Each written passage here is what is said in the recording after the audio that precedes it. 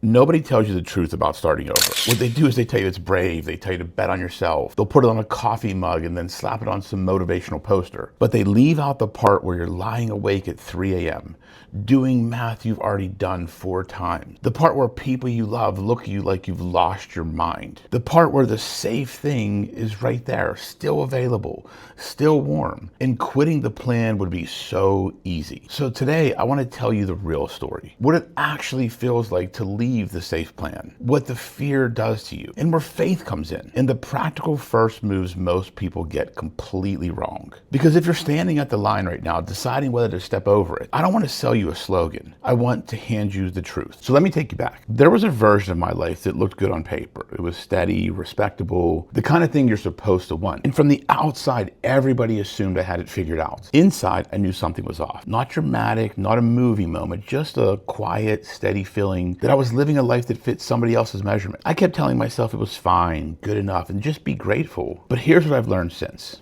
Good enough is one of the most dangerous places you can live. Bad is easy to leave. Bad pushes you out the door. It's good enough that keeps you stuck for years because there's nothing loud enough to force your hand. You just slowly become a smaller version of who you were supposed to be. So the first thing I want you to hear is this. Starting over rarely begins with a crisis. It usually begins with a whisper you keep ignoring. And the longer you ignore it, the louder it eventually gets. Now, let's talk about the fear, because this is the part people skip, and it's the part that actually stops you. When you decide to start over, the fear doesn't show up as fear. That's the trick. It shows up disguised as logic. It sounds reasonable. Now's not the right time. Wait until things settle down. Do it when you have more saved up. Be responsible. And every one of those sentences sounds smart. I used to say them to myself, and that's why they work. Fear knows you won't listen to panic, so it dresses up as wisdom instead. It convinces you that standing still is the mature choice. I lived in that loop for a long time. I called it patience. It was actually just fear wearing a nicer outfit. Now here's the test I use now, and I want you to steal it. When you tell yourself, not yet, ask one question. Am I waiting because the timing is genuinely wrong, or am I waiting because I'm scared? And be honest. You already know the answer, and you've known it for a while. Because the truth is, there's no perfect time. There's never enough saved up. Things never settle down. If you wait for the fear to disappear before you move,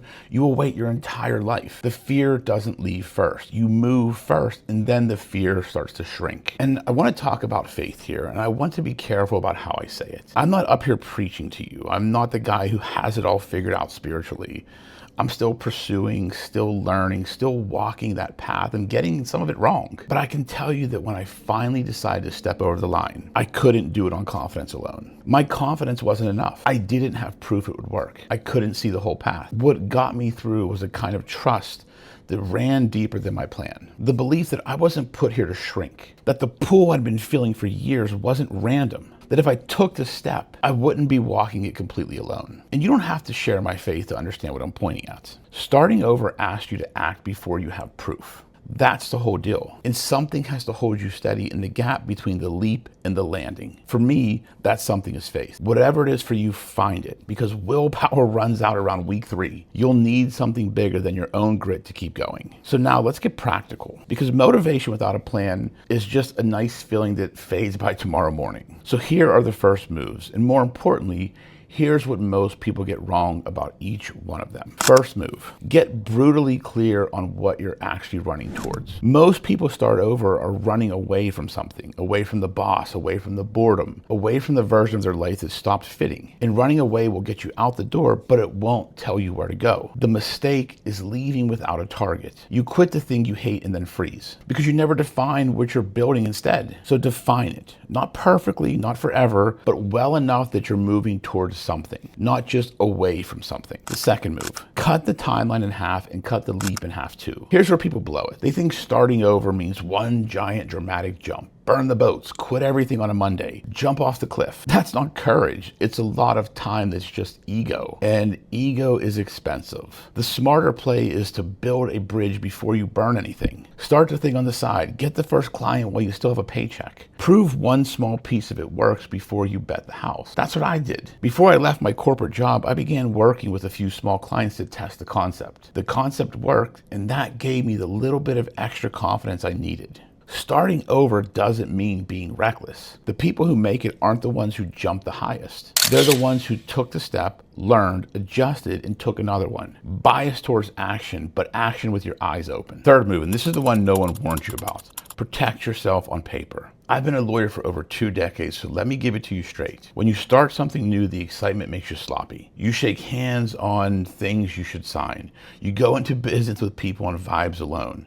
You skip the boring paperwork because you're chasing the dream. Don't do that. The boring stuff is what protects the dream. Put the agreement in writing, know who owns what, separate your personal money from the business money from day one. The version of you who did the paperwork will save the version of you who's celebrating a win 2 years from now. Excitement is not a legal strategy. Get it in writing. Fourth move, change who you talk to. When you start over, some people in your life will not celebrate you. Not because they're bad people, because your leap makes them feel something about the leaps they never took. Your courage becomes a mirror, and not everybody likes what they see in it. So be careful whose voice you let in during the fragile early days. You need people who've actually done hard things, not people commenting from the sidelines who never really risked anything. Find the room where your goal looks normal instead of crazy.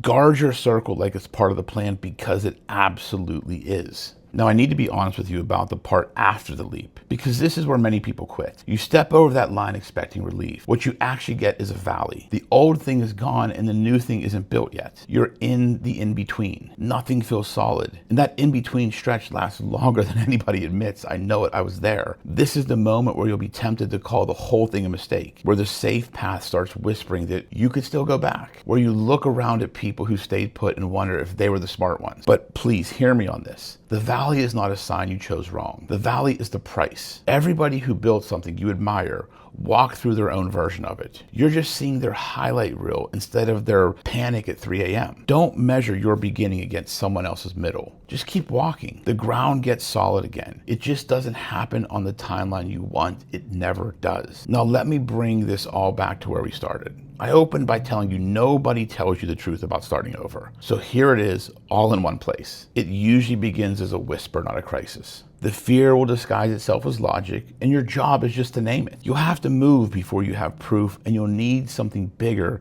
than willpower to hold you steady in the gap. Run towards something, not just away. Build the bridge before you burn anything. Protect yourself on paper. Guard your circle. And when you hit the valley, keep walking, because the valley is the toll, not the verdict. That's the truth. It's less glamorous than a coffee mug, but it's real. And real is what actually gets you across. I've lived it, and I have the battle scars to show for it. So here's what I want you to do today. Not next month, but today. Take the smallest possible step towards the thing you keep telling yourself you'll do later. One phone call, one page written, one conversation you've been avoiding, $1 moved. Make it so small you have no excuse not to do it before you go to bed tonight. Then come to the comments and tell me what you did. I read them all, and I want to know you moved, because the leap you're scared of isn't one giant jump. It's 1,000 small steps, and the only one that matters right now is the next one. And listen, if you're serious about this, you shouldn't have to do it alone. That's exactly why I built the Frame Breakers Inner Circle. It's a room full of people who are actually in the arena,